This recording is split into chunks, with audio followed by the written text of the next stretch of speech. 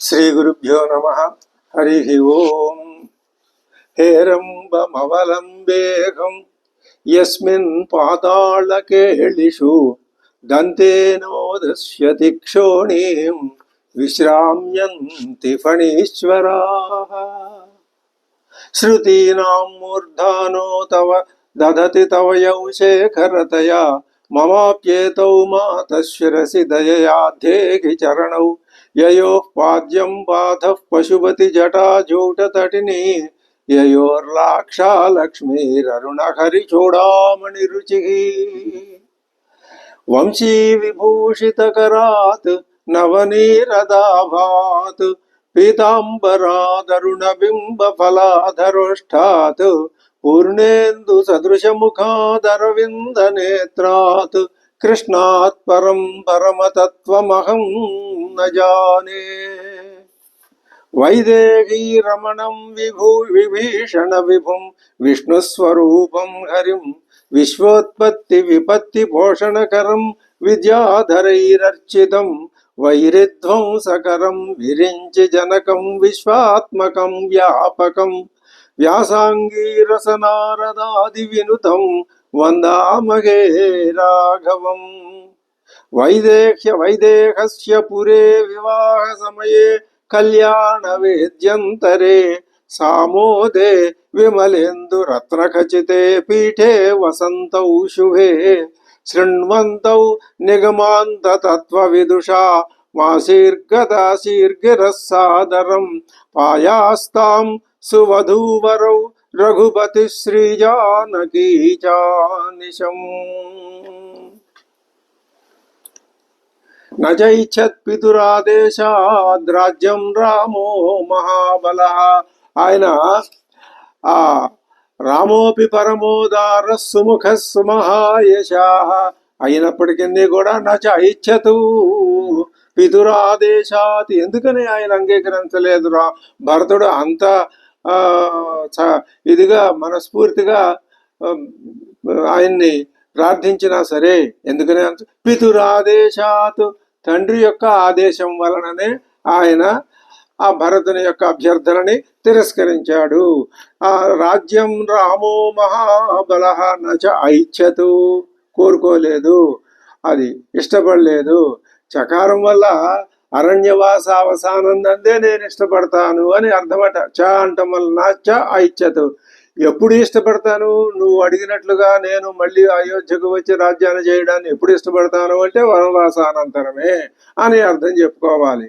పాదుకే చాస్య రాజ్యాయన్యాసందత్వా పునః పునః నివర్తయామాస.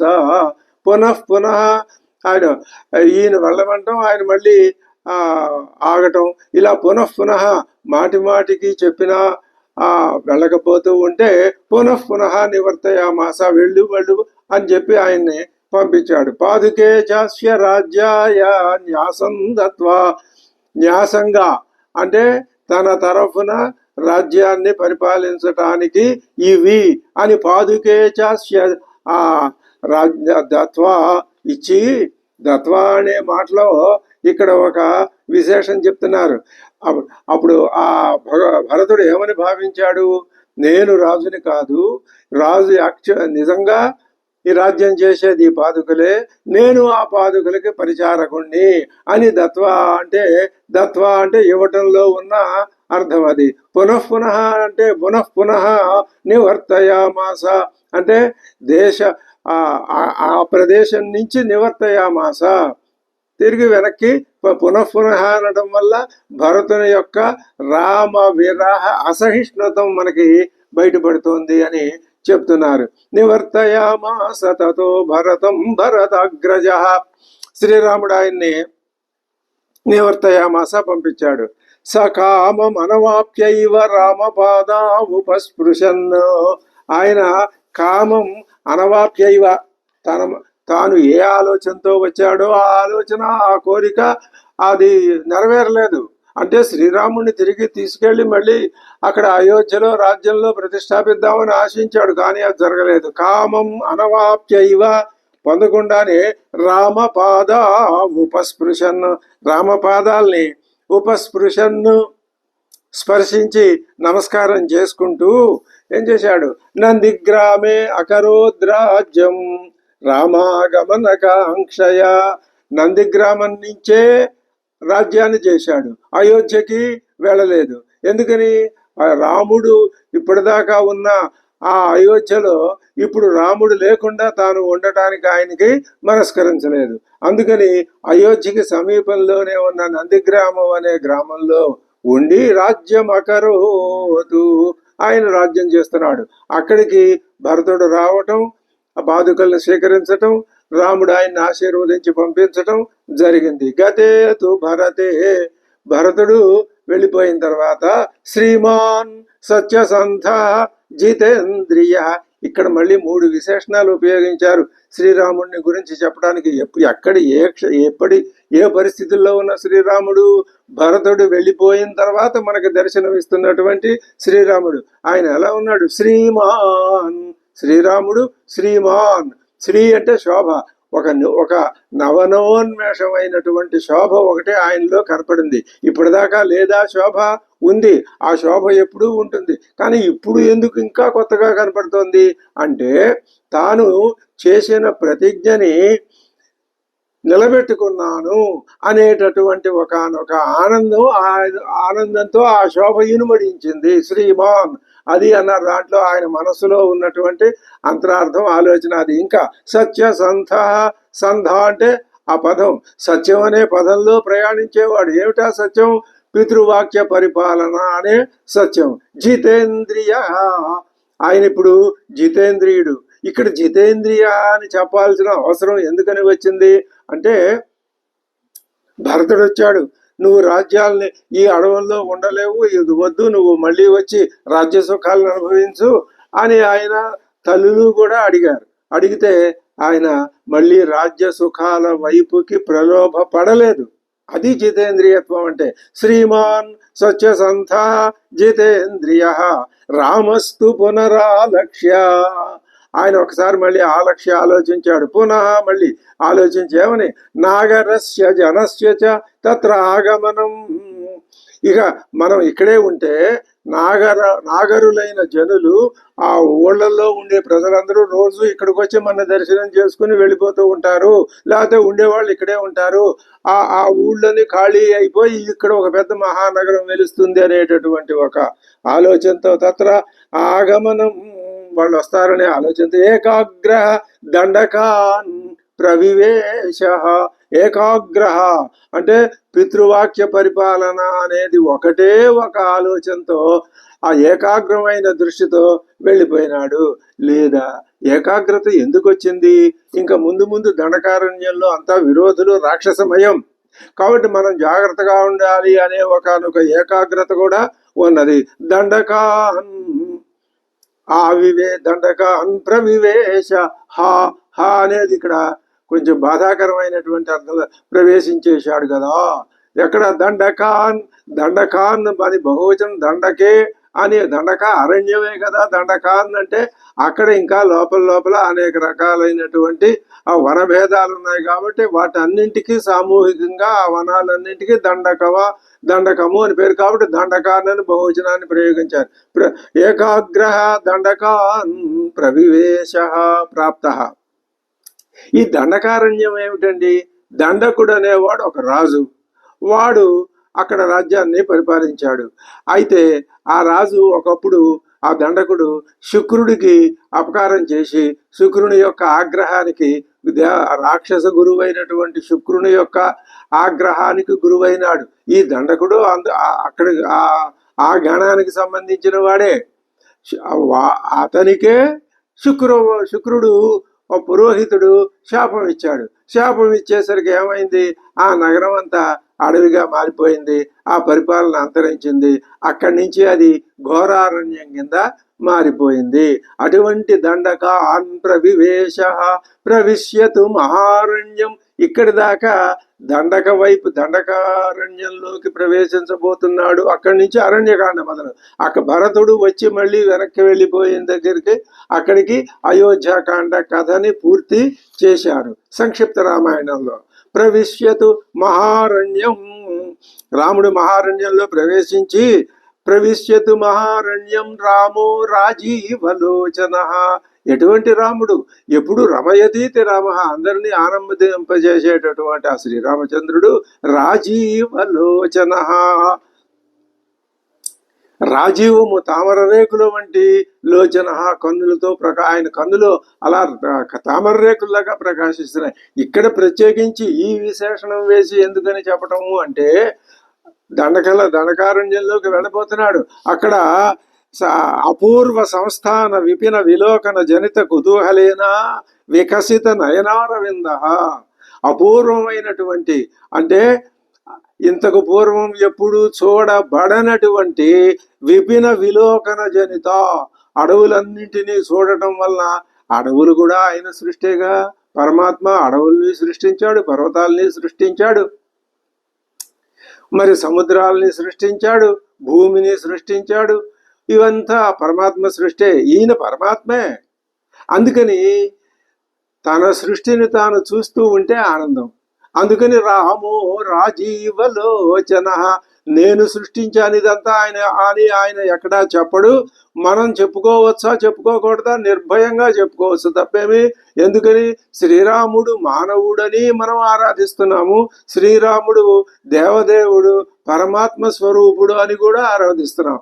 అలా అనుకొని ఆరాధించకపోతే, కేవలం మానవుడే అనుకొని గనక మనం ఆరాధించినట్లయితే మన భక్తి ఎక్కువ గాఢత్వాన్ని పొందదు, సామాన్యమైనటువంటి స్థితి వరకే పరిమితం అయిపోతుంది. కాబట్టి ఇటువంటి విశేషణాలని వాల్మీకి అక్కడక్కడ అందిస్తూ ఉంటాడు. ఇందాక చెప్పాడు శ్రీమాన్ సత్యసంధ జితేంద్రియ, ఇలాంటి ఇది కావ్యం, ధ్వని ప్రధానమైంది. ఆ విశేషణాల వల్ల ఆ అర్థాన్ని మనం భావం చేసుకుంటే ఆ కాలంలో ఆ లక్షణం ఏ విధంగా కనిపిస్తోంది, ఆ లక్షణం ఏమిటి, దాని యొక్క మూలం ఏమిటి అని మనం భావం చేసుకోవాలి. ఇదే మనం రామాయణం యొక్క రావణీయ కథ. రమణీయత్వం అంటే ఇదే. ఎప్పుడు చదివినా రామాయణంలో నిత్యనూతనమైనటువంటి అర్థాలు మనకు స్ఫురిస్తూ ఉంటాయి, స్ఫురిస్తూ ఉండాలి. అయిపోయింది, చదివేశాం, ఎంతకంటే ఇంకేం లేదు రామాయణంలో అని అనుకోవడానికి వీలు లేదు. ఈ విధంగా గత ఎంతకాలం నుంచి, అనంతమైన కాలం నుంచి మహానుభావులందరూ రామాయణాన్ని చదివి చదివి చదివి ఆనందించారు. అదే పని ఇప్పుడు మనము చేస్తున్నాం. భవిష్యత్తులో కొన్ని వందల వేల సంవత్సరాల దాకా రామాయణం ఈ విధంగానే ప్రత్యహము నిత్యనూతనమైన అర్థాల కోసం చదవబడుతూ ఉంటుంది. నూతనత్వం ఎక్కడుంది? నీ మనస్సులో ఉంది. ఆ మనస్సులో నూతనత్వం స్ఫురించడమే ఆనందానికి మూలం. కాబట్టి ప్రవిశ్యతు మహారణ్యం రామో రాజీవలోచన. అక్కడి నుంచి ఏం చేశాడు ఆయన? విరాధం రాక్షసం హత్వా. ఆ రాజీవలోచనత్వానికి విరాధం రాక్షసం హత్వా, విరాధుడనే రాక్షసుడిని సంహరించటానికి ఏమిటి సంబంధము అంటే, ఆయన విశాలమైన నేత్రాలతో ఆ భూత భవిష్యత్ వర్తమానాల్ని గ్రహించగలడు. గ్రహించి పైకి చెప్తాడా? చెప్పకపోవచ్చు. ఆయన చేష్టల్లో, ఆయన ఆ ఇంగితంలో, హావభావాల్లో కనపడుతూనే ఉంటుంది. కథని చెప్పటంలో రాజీవలోచనుడైన శ్రీరాముడు విరాధం హత్వా, విరాధం రాక్షసం హత్వా, విరాధుడనేటటువంటి ఆ రాక్షసుని హత్వా అంటే వాళ్ళని సంహరించి అక్కడి నుంచి ఏం చేశాడు? శరభంగం దదర్శ. శరభంగ మహాముని ఆశ్రమానికి వెళ్ళాడు. విరాధుడిని సంహరించడానికి శరభంగ మహాముని ఆశ్రమంలోకి వెళ్ళడానికి ఏమైనా దగ్గర సంబంధం ఉందా? ఉంది. శరభంగుడు మహర్షి. ఆయన దగ్గరికి వెళ్ళేటప్పుడు ఒట్టి చేతులతో వెళ్తే ఎలాగా? రాముడు అంతటి మహానుభావుడు. అందుకని ఆయనకు ఒక కానుకను తీసుకెళ్ళాట. ఏమిటి ఆ కానుక? విరాధ హననమే. విరాధుడిని సంహరించి ఆ వార్తను ఆయనకి కానుకగా. ఎందుకంటే విరాధుడు ఈ మొదలైన రాక్షసుల వల్ల అక్కడ ఉన్నటువంటి మహర్షులు నానా బాధలు పడుతున్నారు. వాళ్ళకి వాడి వల్ల వచ్చి ఇంకా ఉన్నారు, వాళ్ళందరి పని చూడాలి. ఇప్పుడు ఆ విరాధుడి వల్ల వచ్చేటటువంటి బాధలు ఏవైతే ఉన్నాయో వాటిని పోగొట్టడానికి నేను ఆ విరాధుడిని సంహరించాను అని ఒక ఉపాయనంగా, ఒక కానుకగా సమర్పించాడు అని. ఆ తర్వాత శరభంగం దదర్శ. అక్కడి నుంచి సుతీక్షణంచాప్యగస్త్యంచాగస్త్య భ్రాతరం తదా. వరుసనే అక్కడ ఉన్నటువంటి మహర్షుల యొక్క ఆశ్రమాలన్నింటినీ దర్శించుకుంటూ వెళ్ళి వాళ్ళ యొక్క ఆశీస్సులు పొంది వాళ్ళకి ఆనందాన్ని కలిగించి వాళ్ళని చూడటం వల్ల తాను ఆనందిస్తూ వెళ్తున్నాడు. ఇక్కడి నుంచి అంతా రామకర్తృకంగానే నడుస్తోంది కదా. అంతర్వాహినిగా అంటే రాముడే మొత్తం అంతా నిర్వహించేది అని ఒక సూచనాప్రాయంగా చెప్తున్నాడు. దదర్శ జగహన ఆకర్ణ్య గత్వ ఇలా అన్ని ఆయన పరంగానే కర్త. వీటన్నింటికీ శ్రీరామచంద్రుడే. సుతీక్ష్ణంచ అభి అగస్త్యం, సుతీక్ష్ణ మహాముని ఆశ్రమానికి వెళ్ళాడు. అగస్త్య మహాముని, ఇంకా అగస్త్యుడే కాదు, కొన్ని తమాషాలు. అగస్త్య భ్రాతరంచ, అగస్త్యుడి ఆశ్రమానికి వెళ్తే ఆయన పక్కనే, వాళ్ళ ఆశ్రమం పక్కనే ఆయన సోదరుడు ఒక ఆయన ఉన్నట్ట. ఆయనకి పేరు లేదా? లేదు. అదే అక్కడి నుంచే లోకంలో ఒక నానుడు వచ్చేసింది, అగస్త్య భ్రాత. ఏ పేరు ఊరు లేని వాళ్ళని అంటూ ఉంటారు. అగస్త్య వచనాచైవ జగ్రాహ ఇంద్రం చరాసనం. అగస్త్యుని యొక్క మాట ప్రకారమే ఆయన దగ్గర నుంచి జగ్రాహ పుచ్చుకున్నాడు. ఈయనకి అందించలేదు, ఈయనే జగ్రాహ పుచ్చుకున్నాడు. దేనిని? ఐంద్రం శరాసనం, ఇంద్రుని యొక్క ధనుస్సు అది ఆయన దగ్గర ఉంది. ఆ శరాసనాన్ని, ధనుస్సుని, ఖడ్గాన్ని పరమ ప్రీత, వాటిని స్వీకరించడంలో ఈయన మహాప్రీతి, సంతోషాన్ని, ఆనందాన్ని పొందాడు. తూణీచ, రెండు మూపులకి కట్టుకునే రెండు అమ్ముల పొదులు. చ అక్షయ సాయకౌ, ఎప్పుడు ఎన్ని వాడినా, సహస్ర సంఖ్యల్లో వాడినా కూడా తరగనటువంటి, మళ్ళీ ఒక ఆశ్రమం, ఒక సాయకం వేస్తే దాని స్థానంలో మళ్ళీ ఒక సాయకం వచ్చి కూర్చుంటుంది. అది మహిమ. అక్షయ సాయకౌ, ఈ అక్షయ సాయకౌ అని మహర్షి చెప్పటం వల్ల ఏమండి, నిజంగా బాణాలు ఎవరు తయారు చేస్తారు, ఎవరు అక్కడ పెడతారు, ఇలాంటివన్నీ అర్థం లేని ఆలోచనలు. వీటికి సరి అయిన జవాబు మనకి ఎప్పుడు దొరుకుతుంది అంటే, ఈ బాణం ఏమిటి? నీ మనస్సులో పరమాత్మ వైపుకి వచ్చేటటువంటి ఆలోచనే బాణం. ఈ ఆలోచనని నువ్వు పరమాత్మ యొక్క స్వరూపంలో లయం చేసుకోవాలి. ఈ బాణం అక్కడ విడిచిపెట్టాలి అంటే నీ ఆలోచన ఆయన్ని చేరుకోవాలి. ఒక ఆలోచన పోతే, నాకు 3 ఆలోచనలు ఉన్నాయి, 3 ఆలోచనలు అయిపోగానే ఇంకా నా దగ్గర ఆలోచనలు లేవు అంటే బాణాలు లేవు అన్నట్లు. బాణాలు అసంఖ్యాకంగా వస్తున్నాయి అంటే పరమాత్మను చేరుకోవడానికి నీ ఆలోచనలు కూడా అసంఖ్యాకంగా, ఎంతవరకు? మరణాంతం పోయే వరకు కూడా పరమాత్మని గురించిన ఆలోచనలు అనంతంగా నిత్యనూతనంగా వస్తూ ఉండాలి అనేటటువంటి భావనని మనం కనుక తెలుసుకోగలిగినట్లయితే దీని మనకి తేలిగ్గా అర్థమైపోతుంది. జగ్రాహ ఐంద్రం శరాసనం ఖడ్గంచ పరమ ప్రీత తూణీచ అక్షసాయకౌ వసతస్తస్య రామస్య వనే వనచరైః సహ ఋషయోభ్యాగమః సర్వే వధాయ అసుర రక్షసాం, అసురులు రాక్షసులు వీళ్ళందరూ ఇంకా చాలా మమ్మల్ని పట్టుకుని పీడిస్తున్నారయ్యా, వీళ్ళ యొక్క వధాయ, వీళ్ళను వధించు అని ప్రార్థించటానికి ఋషయ అభ్యాగమ సర్వే ఋషయ, మొత్తం ఆ చుట్టుపక్కల ఉన్నటువంటి ఋషులంతా అభ్యాగమ వచ్చారు. ఎవరి దగ్గరికి వచ్చారు? వసతస్తస్య, ఆ దండకారణ్యంలో నివసిస్తూ ఉన్నటువంటి ఆ శ్రీరామచంద్రుడి దగ్గరికి, తస్య వనే వసత, ఆయన దగ్గరికి, వనచర ఈ సహా, కేవలం ఆ ఋషులే కాదు, అక్కడున్న వనచరులందరూ కూడా వాళ్ళతో, వీళ్ళు వెనకాల ముందు ఋషులు, వెనకాల వనచరులతో వాళ్ళంతా వచ్చారు. సహా తేషాం ప్రతిశుశ్రావ రాక్షసానాం తధావనే, వాళ్ళ యొక్క మాటలు విన్నాడు. ప్రతిశుశ్రావ, సగౌరవంగా, ఆదరంతో, గౌరవంతో విన్నాడు. వాళ్ళ మాటలు విని రాక్షసానాం తధావనే ప్రతిజ్ఞాతశ్చ రామేణ వధ సంయతి రక్షసాం, ప్రతిజ్ఞాత, వాళ్ళకి మాటిచ్చాడు. ఏమని మాటిచ్చాడు? సంయతి, యుద్ధంలో, రక్షసాం వధ, రాక్షసుల యొక్క వధ, వాళ్ళందరినీ నేను సంహరిస్తాను, మీరు నిర్విచారంగా ఉండండి. ఇక మీదట మీ యొక్క జప తప హోమాది సత్క్రియలకి, మీ యొక్క ఋషిత్వానికి, మీ మునిత్వానికి, మీ ఆశ్రమాలకి ఏ విధమైన భంగము రాదు అని వాళ్ళకి అభయం ఇచ్చి, ప్రతిజ్ఞాతశ్చ, ఎవరికి? ఋషీణాం అగ్నికల్పానాం దండకారణ్యవాసినాం, దండకారణ్యంలో నివసించేటటువంటి అగ్నికల్పులైనటువంటి ఋషులకి. అగ్నికల్పత్వం ఏమండి అంటే, వారిలో పరమాత్మకు సంబంధించిన భావం తప్ప వాళ్ళ యొక్క విధి విధానాలు, జప హోమ, అగ్నికార్య ఇలాంటి కార్యక్రమాలు తప్ప మరే విధమైనటువంటి భావాలు లేవు. భావాలు ఉన్నా వాళ్ళ వాళ్ళ ఈ పరమ భావం అగ్ని కాబట్టి ఈ అగ్ని మిగిలిన భావాలన్నింటినీ దహించి వేస్తే సాక్షాత్ అగ్ని స్వరూపమైనటువంటి పరమాత్మ భక్తి వాళ్ళల్లో ఉన్నది. పరమ ఋషీణాం అగ్నికల్పానాం దండకారణ్యవాసినాం తేన తత్రైవ వసత. అక్కడ ఉండంగానే జనస్థాన నివాసిని, ఆ జనస్థానంలోనే ఒక ఆవిడ ఉంది. నిర్విరూపిత శూర్పణఖ రాక్షసి కామరూపిణి. ఆవిడ రాక్షసి, కామరూపిణి. ఏ రూపం కావాలంటే ఆ రూపంలోకి మారిపోగలదు. ఎటువంటి ఆకారం ధరించాలంటే అటువంటి ఆవిడ వచ్చింది. వస్తే ఆవిడ విరూపిత, ఆవిడ కామరూపిణి విరూపిణి చేశాడు. ఇది సందర్భోచితమైనటువంటి పదప్రయోగం.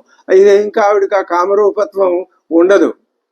ఆవిడ్ని విరూపిని చేసి, అంటే నువ్వు ఇతరుల్ని ఎందుకు శూర్పణఖ శిక్షించడం? అదిగో ఆ దుష్ట గుణాన్ని పోగొట్టడానికే. ఏమిటా దుష్టగుణం? కామరూపిణి.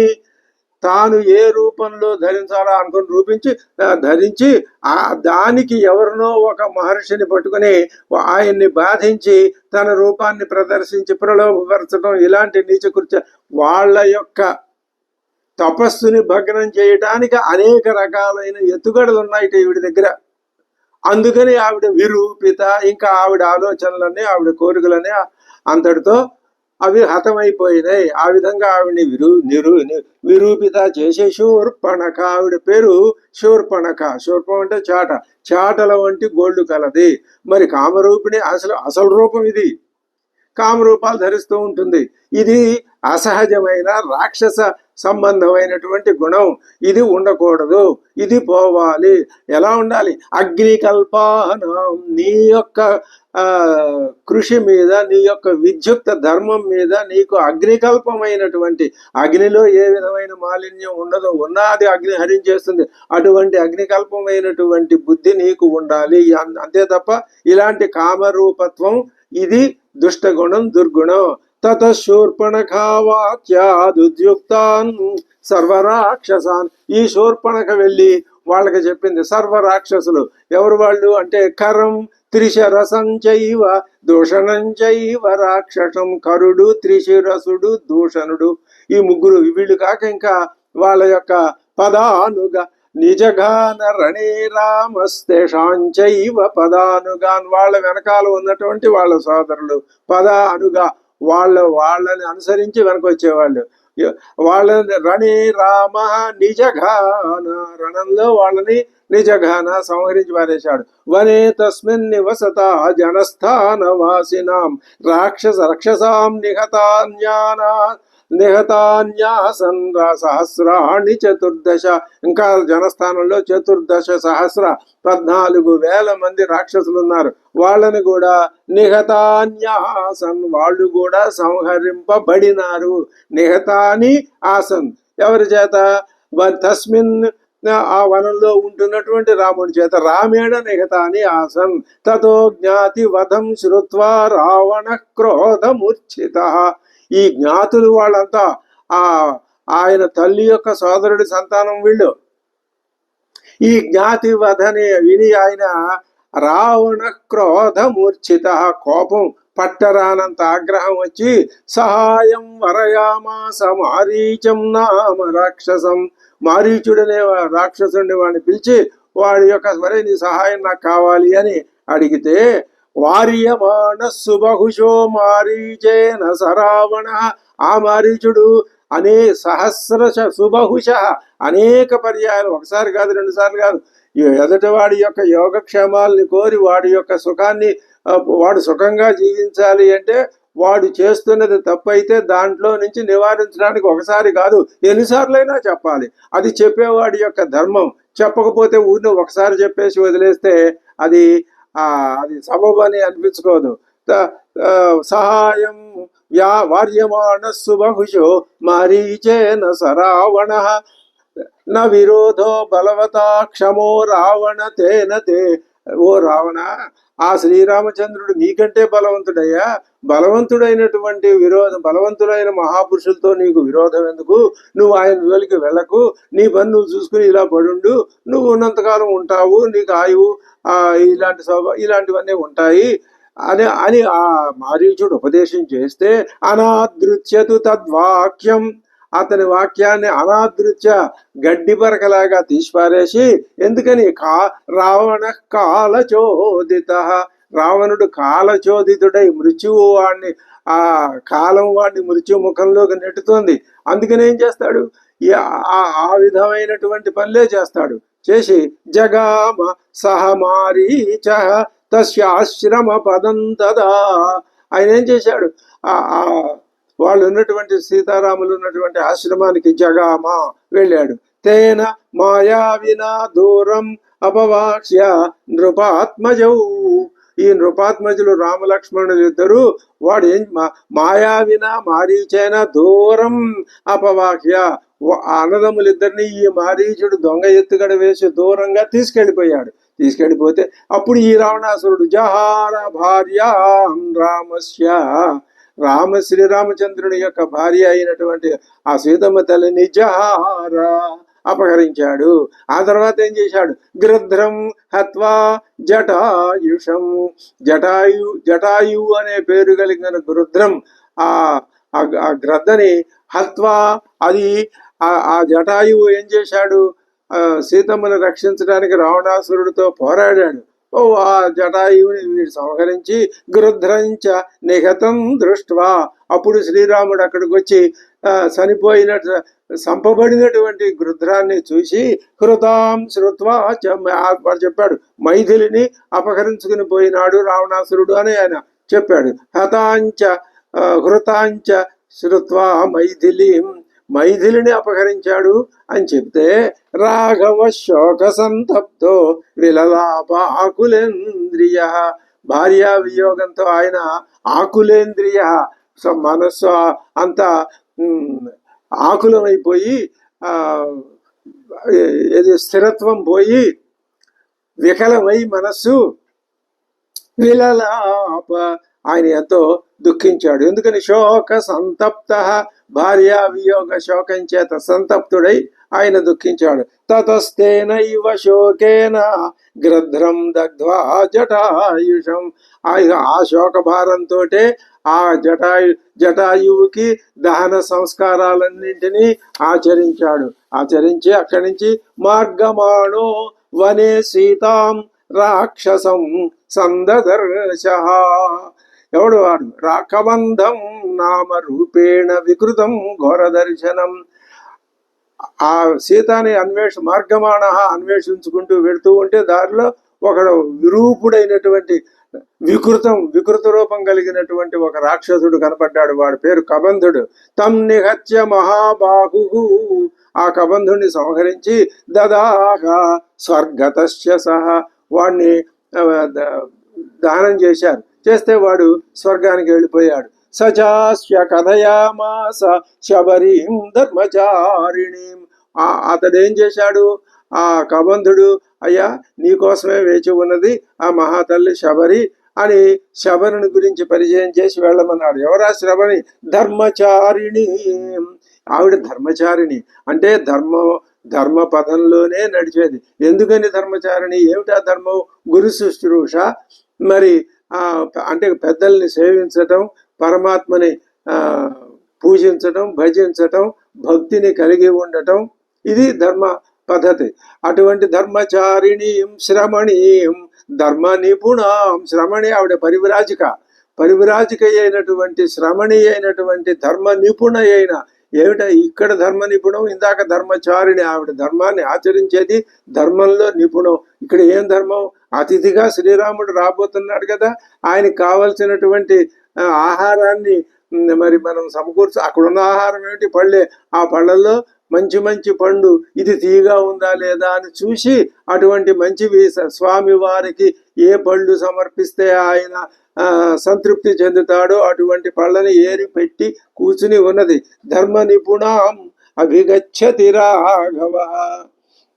రాఘవుడు ఆమె దగ్గరికి అభిగచ్చతి, ఆవిడ్ని వెతుక్కుంటూ వెళ్ళాడు. సోభ్యగచ్చన్ మహాతేజా శబరీం శత్రుసూదన అభిగచ్చేతి, నువ్వు వెళ్ళవయ్యా అని ఆయన చెప్పాడు. ఈయన అభ్యగచ్చతు, ఈయన ఆవిడ్ని వెతుక్కుంటూ వెళ్ళాడు. ఎవరు? శత్రుసూదన శ్రీరామచంద్రుడు.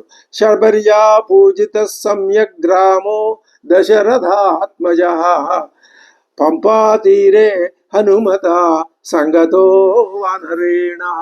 అక్కడి నుంచి ఆ శబరితో సమాగమం అయిన తర్వాత అక్కడి నుంచి విడిచిపెట్టి ఎక్కడికి వెళ్ళాడు? పంపా తీరానికి వెళ్ళాడు. పంపా తీరంలో ఎక్కడ మహానుభావుడు రామాయణంలో మొట్టమొదటిసారిగా సమస్త జగత్తుకి గురువు అయినటువంటి గురుస్థానంలో ఉన్నటువంటి ఆ హనుమంతుడు ఆయన్ని అక్కడ హనుమత సంగత వానరేణ, వానరుడైన హనుమంతుడితో అక్కడ సమాగమం స్వామి వారికి జరిగింది.